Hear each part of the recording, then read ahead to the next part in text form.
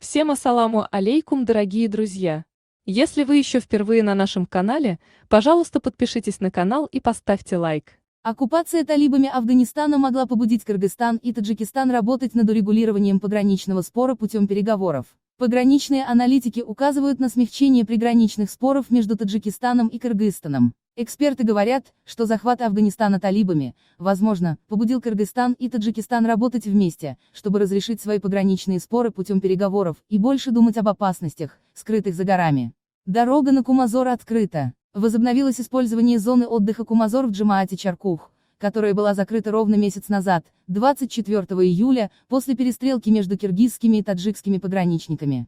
Зубайдулла Шамадов, пресс-секретарь мэрии Исфары, сообщил «Спутник Таджикистан» 24 августа, что вопрос Кумазора недавно поднимался во время переговоров между мэрами Исфары и Баткенского района. Итак, теперь дорога к этой оздоровительно-лечебной зоне для жителей открыта и проблем с силовым проездом нет. Кумазорская дорога открыта, и нет никаких препятствий для проезда, любой желающий может ехать, сказал Шамадов.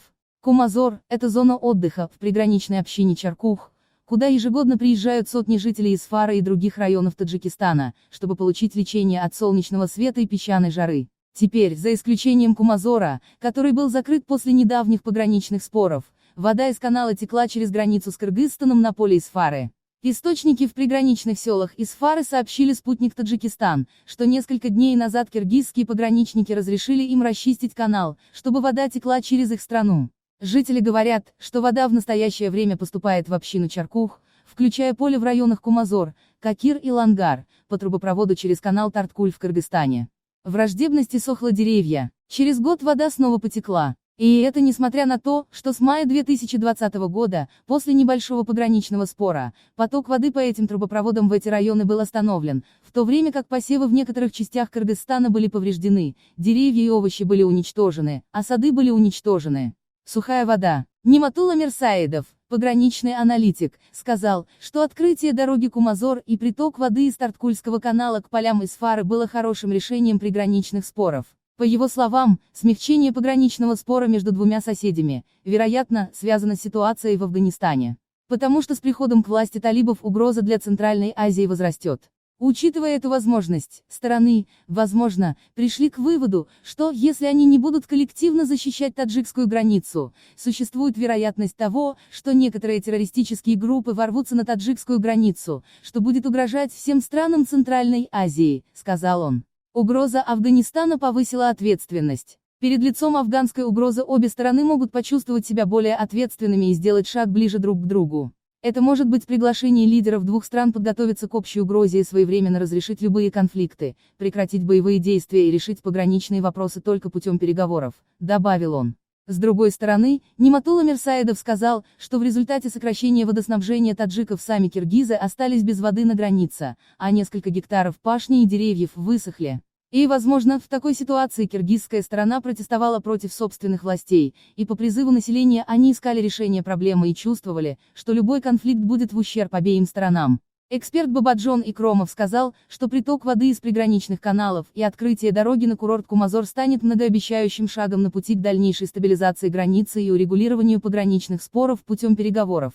До сих пор киргизы копали окопы в районе Головного, привозя военную технику и технику, но они увидели, что у другой стороны нет другого выбора, кроме как остаться, сказал Икрамов.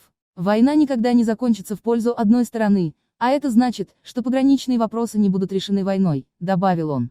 Аналитики говорят, что киргизская сторона почувствовала, что, когда боевики Джумы на Мандани перешли Вражскую долину и атаковали Баткен, они почувствовали, что, учитывая географическое положение Таджикистана, гора была шириной в сотни километров и ее трудно контролировать. Поэтому всегда есть чувство страха. Тогда группа на Мандани атаковала Баткен несколькими тысячами военнослужащих, и только с помощью узбекских войск киргизский регион выжил.